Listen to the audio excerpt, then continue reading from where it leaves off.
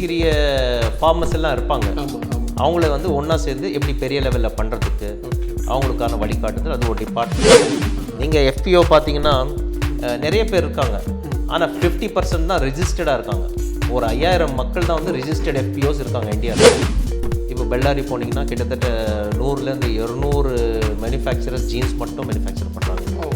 அவங்களெல்லாம் cluster form பண்ணி அவங்களும் ஒரு பிராண்ட் கொண்டு வரலாம்.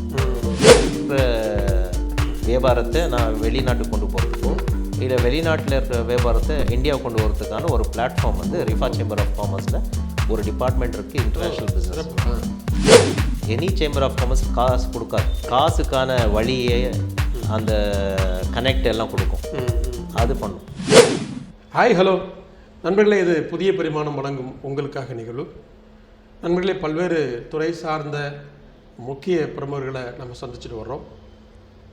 அந்த வகையில் இன்று ஒரு பெருங்கொண்ட சமூகமாக இன்றைக்கி உலகளாவிய சமூகமாக இருந்தாலும் இந்தியாவில் ஒரு பெரிய சமூகமாக வாழ்ந்திருக்கக்கூடிய சிறுபான்மை மக்கள் ஆனால் பெருங்கொண்ட மக்களாக வாழ்ந்து கொண்டிருக்கிறார்கள். இவர்கள் மத்தியில் இன்றைக்கி வந்து அரசும் பல்வேறு மாற்றங்களை உருவாக்குறதுக்காகவும் அவங்களுடைய பொருளாதார கல்வி வேலைவாய்ப்புகளில் முன்னேற்றம் கொண்டு வருவதற்காகவும் பல்வேறு திட்டங்களையும் கொண்டு வந்து கொண்டு இருக்கிறது. அதற்கான பல கமிஷன்ஸையும் உருவாக்கி கொண்டு இருக்கிறது. அப்படிப்பட்ட சமூகம் தான் இஸ்லாமிய சமூகம். அந்த சமூகத்துடைய முன்னேற்றத்துக்காக பல்வேறு திட்டங்களும் முயற்சிகளும் மேற்கொள்ளப்பட்டு வந்து கொண்டிருக்கிறது. அந்த அடிப்படையில் அவங்களுடைய பொருளாதார முன்னேற்றத்துக்கான திட்டங்களையும் இன்றைக்கி பல்வேறு அந்த வகையில் இன்று Rifa chamber of commerce and industries அப்படின்னு சொல்லக்கூடிய ஒரு அமைப்பு இன்றைக்கி வந்து உள்ள இது இந்திய அளவிலான ஒரு அமைப்பு தான்.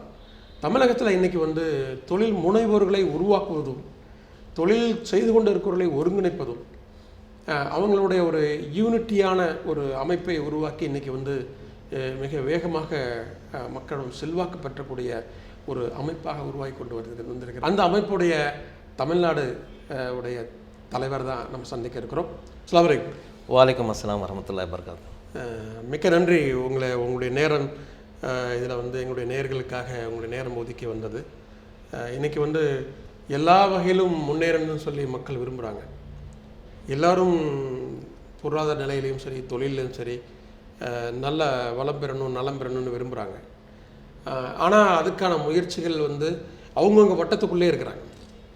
அந்த வட்டத்தை விட்டு மேலே கொண்டு வரதுக்கான முயற்சிகள் நீங்கள் இன்றைக்கி வந்து தமிழகம் முழுக்கும் தொடர்ந்து செஞ்சுட்டு வரீங்க. பல மாவட்டங்களில் இன்றைக்கி உங்களுடைய ரிஃபாவுடைய அந்த சேம்பர் ஆஃப் காமர்ஸ் அண்ட் இண்டஸ்ட்ரீஸுடைய அந்த அமைப்புடைய வளர்ச்சியையும் பார்க்குறோம். அண்மையில் திருச்சியிலே கூட சந்தித்தோம். இப்போ இந்த ரிஃபாவுடைய அமைப்பை பற்றியான விவரங்களை மக்களுக்கு எங்களுடைய நேயர்களுக்கு சொல்கிறதுக்கு முன்பதாக யார் இந்த யூனிசெட் எங்களுடைய நேயர்களுக்கு நீங்கள் சொல்லுங்கள். அல்ஹம்துலில்லாஹ். முதலில் வந்து இந்த வாய்ப்பினை தந்ததுக்கு மிக்க நன்றி. மிக்க நன்றி. முதற்கன்னு எங்களுடைய வாழ்த்துக்கள்.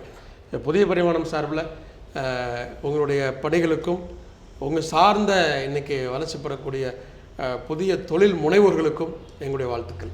ரொம்ப நன்றி. ஆரம்பமாக என்னை பற்றி நீங்கள் கேட்டீங்க. என்னுடைய பேக்ரவுண்ட் வந்து I am basically bachelor of science graduate student plus post diploma in software development பண்ணியிருந்தேன். அதுக்கப்புறமா என்னுடைய கரியர் பார்த்திங்கன்னா ஃபார்மசிஸ்ட்டாக நான் இது ஸ்டார்ட் ஆகிடுச்சு. மெடிக்கல் ரெப்ரசன்டேட்டிவாக என்னுடைய பயணம் ஸ்டார்ட் ஆகிட்டு அதுக்கப்புறமா சேல்ஸில் வந்து கல்ஃபில் ஒரு ஐடி கம்பெனியில் இருந்தேன். கிட்டத்தட்ட ஒரு 11 இயர்ஸ் நான் வேலை செஞ்சேன். அதுக்கப்புறமா என்னுடைய ஓன் பிஸ்னஸ் ஐடியில் குறிப்பாக அந்த data centres, CCTV, security, fire valves, இந்த மாதிரி ஐடி ரிலேட்டட் பேக் எண்டுடைய அந்த இதில் வேலை செஞ்சேன். சாஃப்ட்வேர் சம்மந்தமாக? It's not software actually, networking platform, networking, security, wireless, point to multi point, அந்த மாதிரி ஒரு இது. அதுக்கப்புறமா நான் திரும்பி சென்னைக்கு வந்தேன்.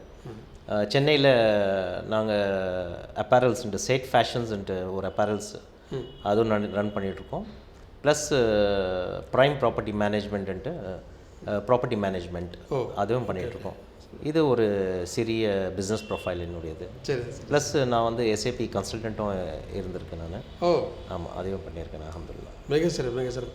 இப்போ உங்களுடைய அறிமுகத்துக்கு பிறகு இப்போ ரிஃபாக்கு வந்துடலாம். எனக்கு இந்த ரிஃபா அப்படின்னா என்ன, இது உருவாக்கப்பட்ட நோக்கம் என்ன? ரிஃபாவுடைய ரூட் பார்த்திங்கன்னா, அதாவது வெல்ஃபேர், அப்லிஃப்ட்மெண்ட்டு, மக்களை உயர்த்துவது, இதெல்லாம் பல மீனிங்கள் வந்து அதில் இருக்குது. பொருளாதார லெவலில் உயர்த்து. ஆமாம், மக்களினுடைய தரத்தை உயர்த்துவது தான் ரிஃபாவுடைய பேசிக் மீனிங்காக இருக்குது. ஓகே. இது ஜமாத்தே இஸ்லாமி ஹிந்துடைய ஒரு அங்கம். ஆமாம், ஜமாத்தே இஸ்லாமி ஹிந்த் வந்து பல துறைகளில் வேலை செஞ்சிட்டு இருக்கு. சுதந்திரத்துக்கு முன்பதாகவே. ஆமாம், பல வருடங்களாக பல துறைகளில் வேலை செஞ்சிட்டு இருக்கு. அப்புறமா சச்சார் கமிட்டி, அப்புறமா குறிப்பாக எல்லா சேம்பர் ஆஃப் காமர்ஸ், எல்லா டிபார்ட்மெண்ட் வந்து எல்லா இதுலேயும் இருக்குது. அதாவது எல்லா ரிலீஜியன்லேயும் இது வந்து அந்தந்த சேம்பர் ஆஃப் காமர்ஸ் இருக்குது. தமிழ்நாட்டில் எடுத்திங்கன்னா செட்டியாருடையது இருக்குது, நாடாருடைய சங்கம் இருக்குது, ஜெயின் G2 இருக்குது, மார்வாடியது இருக்குது. இந்த மாதிரி அந்த வகையில் வந்து முஸ்லீம்ஸுடைய வெல்ஃபேரு, எக்கனாமிக்கல் அப்லிஃப்ட்மெண்ட்காக ஒரு துறை தான் ரிஃபாவுடைய துறை. அதே மாதிரி ஜமாத்தே இஸ்லாமி ஹிந்தில் ஒரு அங்கம் தான் ஆண்டர்பிரினர் டெவலப்மெண்ட் செல். தொழில் முனைவோர் வளர்ச்சி. ஆமாம், அதற்கான ஒரு டிபார்ட்மெண்ட். அப்போது இந்தியாவில் இருக்கிற அந்த முஸ்லீம்களுடைய economical contribution towards the nation, இந்த நாட்டுக்காக முஸ்லீம்களுடைய கான்ட்ரிபியூஷன் உயர்த்துவதற்காக அந்த துறையை உருவாக்கிடுச்சு. இது 2015 வந்து மகாராஷ்டிராவில் ஆரம்பித்தாங்க. மிகவும் நல்ல ஒரு முன்னேற்றம், அப்புறமா கனெக்டிவிட்டி கொடுத்தது. ஸோ அந்த வளர்ச்சியை பார்த்து ஜமாத்தே இஸ்லாமி ஹிந்து உடனே என்ன பண்ணி, இது வந்து இந்தியாவில் இருக்கிற மக்கள் அனைவருக்கும் இது போய் சேரணும், அந்த இது ஆரம்பித்து இன்றைக்கு 2015 ஸ்டார்ட் ஆன பயணம் இன்றைக்கு 2024 17 ஸ்டேட்டில் ரிஃபா சேம்பர் ஆஃப் காமர்ஸ் உடைய எஸ்டாப்ளிஷ் நெட்வொர்க் இருக்குது. ஸோ அல்ஹம்துலில்லாஹ் ஒரு த்ரூ அவுட் இந்தியாவில் இந்த பிஸ்னஸ் சேம்பரில் நிறைய பேர் கனெக்ட் ஆகிருக்காங்க. இந்த கிட்டத்தட்ட 9 வருஷம். ஆமாம், 9 வருஷத்தில் 17 ஸ்டேட்டில் இது இன்ஷால்லா இது கூடிய சீக்கிரத்தில் பல ஸ்டேட்டில், அனைத்து ஸ்டேட்லேயும் வந்து உருவாயிடும். அதனுடைய தொடர் பணி நடந்துகிட்டு தான் இருக்குது. இதுதான் ஒரு சிறிய அறிமுகம் ரிஃபா பற்றி எப்படி உருவாயிடுச்சுன்ட்டு கேட்டிங்க இல்லையா? ஆமாம். அதோடைய நீங்கள் சொன்ன மாதிரி எல்லா சமூகத்துக்குமே வந்து மத்திய மாநில அரசுகளில் ஒரு சிஸ்டம் வச்சுக்கிறாங்க.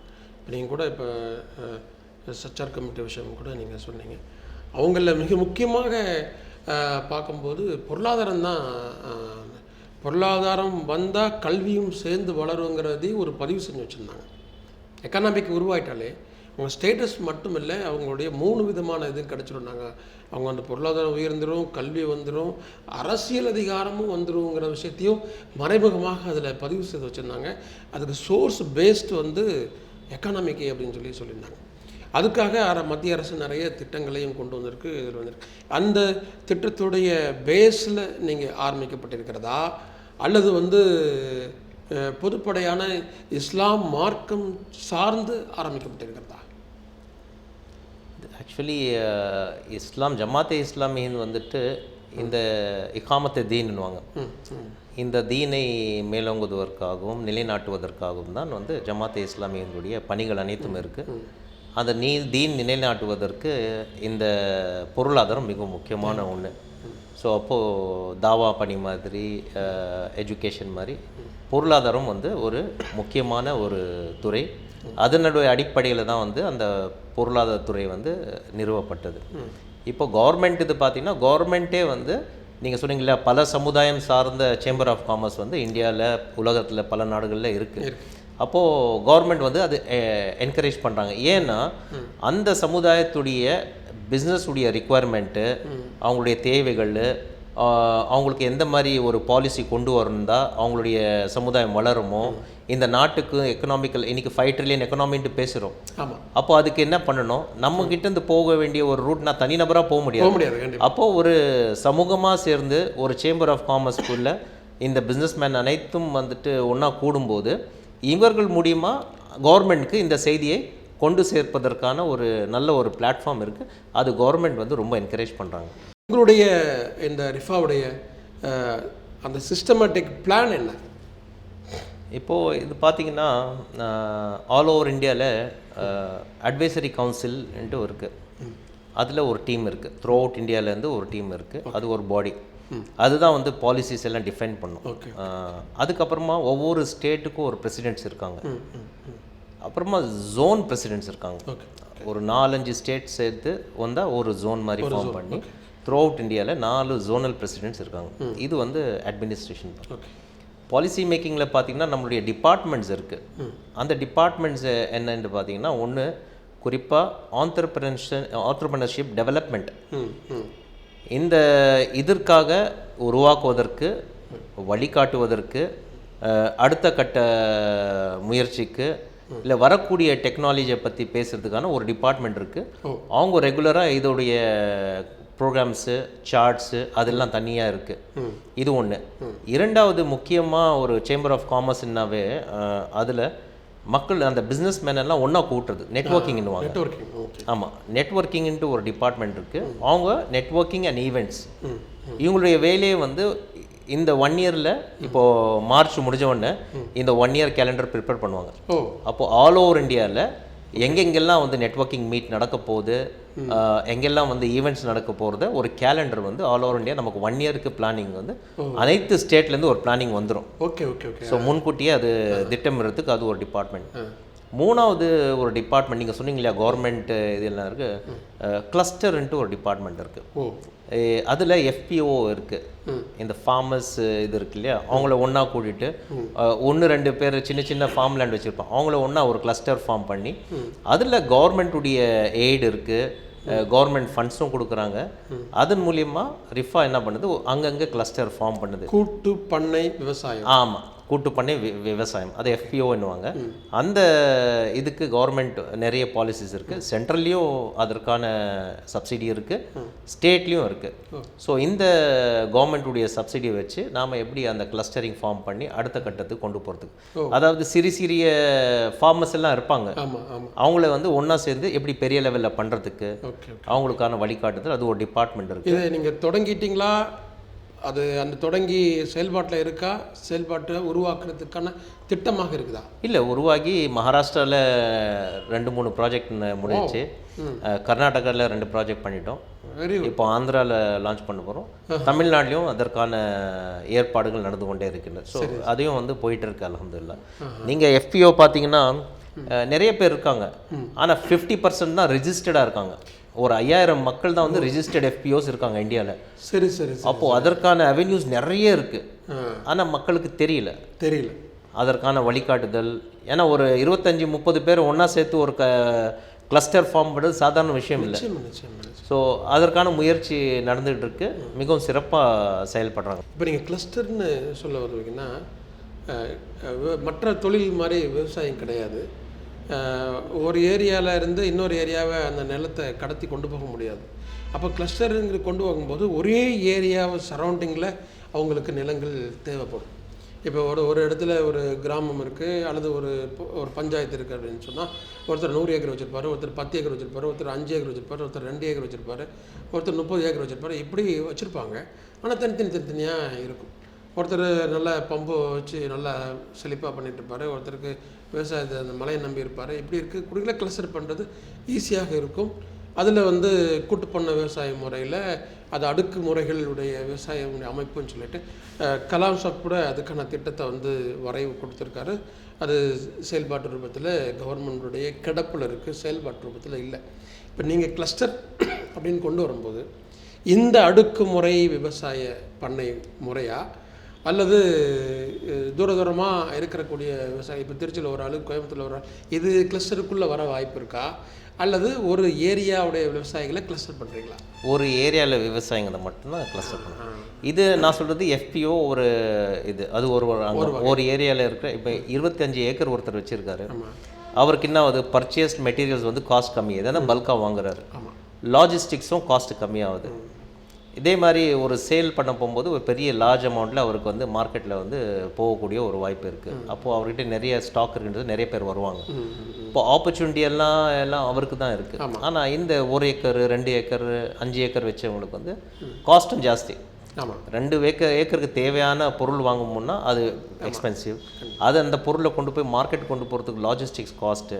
அப்போ நாங்கள் என்ன பண்ணுறோம், எப்படி ஒரு 25 ஏக்கருடைய அந்த ஒரு ஃபார்ம் அவங்களுக்கு வந்து மருந்து தெளிக்கிறதுக்கான பெரிய டெக்னாலஜியும் இருக்கும். இவங்களெல்லாம் சேர்ந்து அந்த லெவலுக்கு கொண்டு வரும்போது மார்க்கெட்டில் இவங்களுடைய ஒரு ரீச்சு, காஸ்டிங்கு, ப்ராஃபிட் எல்லாம் வந்து உயரும். ஈவன் ஆமாம். ஓகே. ஸோ அது மூலியமாக வந்து இதான் இந்த புரிதலுக்காக. ஆமாம், அது ஒரு ஏரியாவில் இருந்தால் தான். இது ஃபார்மர்ஸ் மட்டும். இப்போது ஒரு இடத்துல நீங்கள் பார்த்தீங்கன்னா நார்த்துலலாம் போனீங்க, ஒரே இடத்துல ஃபர்னிச்சர் பண்ணுற ஆளுங்க இருப்பாங்க. Yes yes. இப்போ பெல்லாரி போனீங்கன்னா கிட்டத்தட்ட 100லேருந்து 200 மேனுஃபேக்சரர்ஸ் ஜீன்ஸ் மட்டும் மேனுஃபேக்சர் பண்ணுறாங்க. அவங்கெல்லாம் கிளஸ்டர் ஃபார்ம் பண்ணி அவங்களும் ஒரு பிராண்ட் கொண்டு வரலாம். புரியுது. நிறைய மேனுஃபேக்சரிங்ஸ் இருக்காங்க.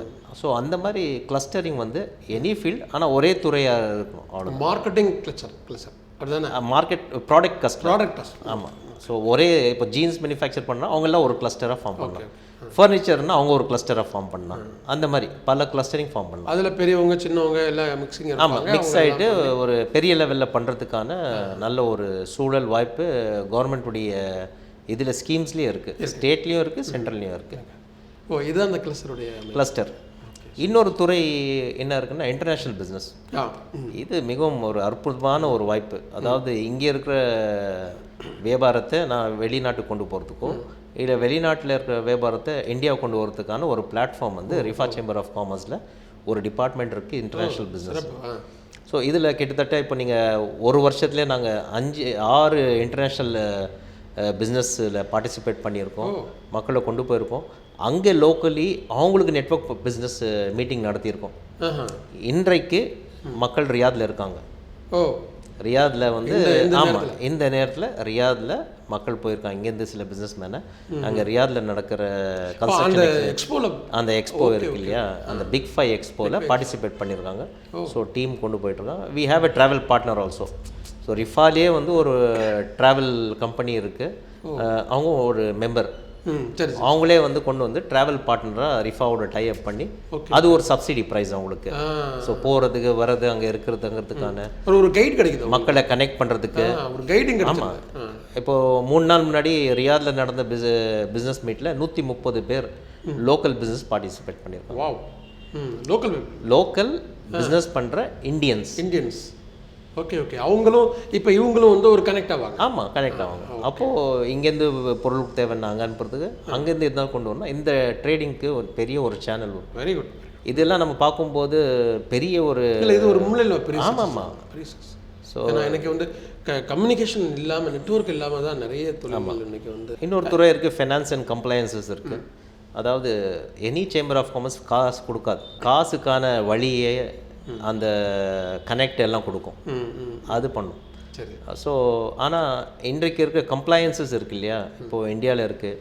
நம்ம ஜிஎஸ்டி, ஆடிட் ரிப்போர்ட்டு இதெல்லாம் பக்காவாக இருக்கணும். நம்ம ஒரு பிஸ்னஸ் பண்ணணுன்னா இந்த ரிப்போர்ட்டிங் சிஸ்டம்மு, கவர்மெண்ட்டுடைய பாலிசிஸு, கவர்மெண்ட்டுடைய லீகல் இருக்கு இல்லையா, அதனுடைய அடிப்படையில் தான் நம்ம பிஸ்னஸ் பண்ணணும். அதுவும் நம்ம வழிகாட்டுறோம். அதன் மூலமாக நீங்கள் எப்படி பிஸ்னஸ் இது இருந்தாலே ஃபைனான்ஸ் தேடி வர. ஆமாம். ஸோ நீங்கள் எங்கே தான் ஃபைனான்ஸ் தேவைன்ட்டு சொன்னால் உங்களுக்கு இது தேவை. கம்ப்ளையன்சஸ் இல்லாமல் நீங்கள் போய் எதுவுமே வந்து எந்த இன்வெஸ்டரும் காசு கொடுக்க மாட்டாங்க, ஃபைலை மூவ் பண்ணவே முடியாது. ஸோ அப்போது அந்த சிஸ்டம் வந்து ஸ்ட்ராங் பண்ணும். இதுக்கான வழிகாட்டுதல் இதுவும் வந்து ரிஃபா சேம்பர் ஆஃப் காமர்ஸில் அதுக்கு ஒரு துறை இருக்குது, அவங்க கொடுத்துட்ருக்காங்க. பேலன்ஸ் ஷீட் ப்ரிப்பேர் வரைக்கும் நீங்கள் பண்ணிடுறீங்க. நம்ம பேலன்ஸ் ஷீட் பண்ண மாட்டோம், பட் ஆனால் நம்ம வந்து அதுக்கான கைடன்ஸ் கொடுப்போம், கனெக்ட் கொடுப்போம். இப்போ ரிஃபாலே நிறைய ஆடிட்டர்ஸ் இருக்காங்க, ஆல் ஓவர் இந்தியாவில் எக்கச்சக்க ஆடிட்டர்ஸ் இருக்காங்க. ரிஃபாவுடைய இந்த பிஸ்னஸ் கம்ப்ளைன்ஸ் வந்து ஒரு ஆடிட்டர் தான் ஹெட் பண்ணுறாரு. சயூம் கான், அவர் வந்து குஜராத்தில் இருக்கார், அவர் தான் ஹெட் பண்ணுறார் அந்த டிபார்ட்மெண்ட்டு. அவருக்கே இன்டர்நேஷ்னல் பிஸ்னஸ் ப்ரெசன்ஸ் இருக்குது, மிடில் ஈஸ்ட்லேயும் அவருடைய ஆஃபீஸஸ் இருக்குது. ஸோ இந்த மாதிரி ஒவ்வொரு துறையிலையும் வந்துட்டு அந்த துறை சார்ந்த மக்கள் தான் இருக்கிறாங்க. ஸோ அதனால் ஆமாம், அது ஒரு இன்னொன்று வந்து மீடியா அண்ட் கண்டென்ட் மேனேஜ்மெண்ட். இப்போ நம்முடைய ப்ரோக்ராம்ஸ் நடக்கிறது, ஈவெண்ட்ஸ் நடக்கிறது, சோஷியல் மீடியாவில் அதை மக்கள் மத்தியில் போய் சேர்க்கறதுக்கு, இதன் மூலியமாக மக்கள் பயனடைவதற்காக. அப்புறமா கண்டென்ட், வெப்சைட் இருக்குது. ஆமாம். ஸோ அந்த எழுத்துக்கள் வந்து தரமாக இருக்கணும் இல்லையா, போகிற மெசேஜ், அதில் எழுதுகிற கண்டென்ட்டு, அப்புறம் நியூஸ் லெட்டர் வரும் நம்மளது, இதெல்லாம் வந்து அந்த டிபார்ட்மெண்ட். இப்படி பல துறைகள் இருக்குது. இதுதான் ஓவரால் உங்ககிட்ட இருக்காது. நான் வந்து அந்த மீடியாவுடைய டிபார்ட்மெண்ட்டு இப்போதைக்கு ஆல் ஓவர் இந்தியா நான் தான் ஹெட் பண்ணுறேன் அதோட டிபார்ட்மெண்ட். நோக்கம் வந்துட்டு இங்கே இருக்கிற ஒரு பிளாட்ஃபார்ம் ஆள் வந்து ஒரு கடையில் வரணும், கடை இருக்கிறாரு, பல கடைகள் வைக்கணும். அந்த கடைகள் பல கடைகள்னால் அது வந்து பெரிய ஒரு இண்டஸ்ட்ரியாக வரணும். இப்போ ஒருத்தர் சொன்னார் அவர், நான் வந்து நோக்கமே வந்து நீங்கள் ஒரு 3 விஷயங்கள் சொன்னீங்க, அதில் நான் 2 விஷயம் கடைப்பிடிச்சேன். அதில் எனக்கு நான் மிகவும் ரொம்ப எனக்கு வந்து பெனிஃபிட் ஆகிடுது, நான் சம்பாதிச்சும் இருக்கேன் அந்த மூலியமாக சொல்லி. சேம்பர் ஆஃப் காமர்ஸ் என்ன சொல்கிறதுனா, என்னுடைய நாடு, என்னுடைய நாட்டுக்கு நான் இந்த எக்கனாமிக்கல் மூலிமா என்ன கொடுக்க போகிறேன், contribution to the nation. Recently ஹைதராபாத்தில் சென்ற மாதம் ஒரு டெஸ்டிமோனியல் போட்டார். நான் எனக்கு ஒரு கடை இருந்தது, இப்போ நான் என்கிட்ட வந்து 5 கடை இருக்குன்றார். ஸோ ஒரு முன்னேற்றம் நடந்திருக்கு. 5 வருஷம் முன்னாடி ஆரம்பித்த ஒரு சமோசா பிஸ்னஸ் இன்றைக்கி 50 கோடி ரிட்டர்ன் ஒரு பண்ணுது. அப்போது சாத்தியம். அப்போ அதுக்கு என்னென்ன பண்ணுறன்றது அவங்களுக்கு வந்து மாதம் ஒரு நிகழ்ச்சி நடத்து அவங்களுக்கு வழிகாட்டுதல் கொடுத்துட்டே இருக்கும். ஒரு பையன் ஒரு 7வது தான் படிக்கிறாரு, அந்த உடனே நான் பிஸ்னஸ் பண்ண என்ன பண்ண சொல்லுங்க. ஆமாம். இந்த வீடியோ உங்களுக்கு பிடிச்சிருந்தா லைக் பண்ணுங்க, ஷேர் பண்ணுங்க, சப்ஸ்கிரைப் பண்ணுங்க.